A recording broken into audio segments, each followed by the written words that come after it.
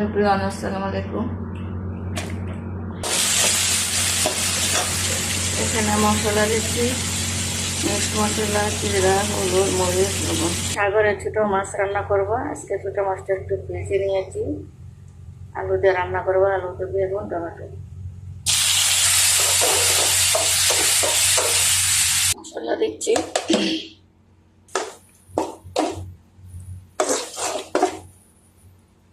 আলু দিলাম, আলু দিয়ে কষিয়ে নিব।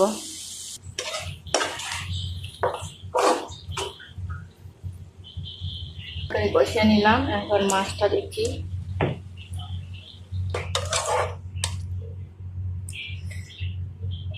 চুল দিলাম,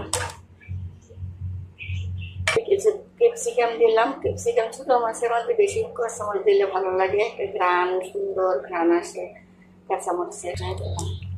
ছোটো মাছ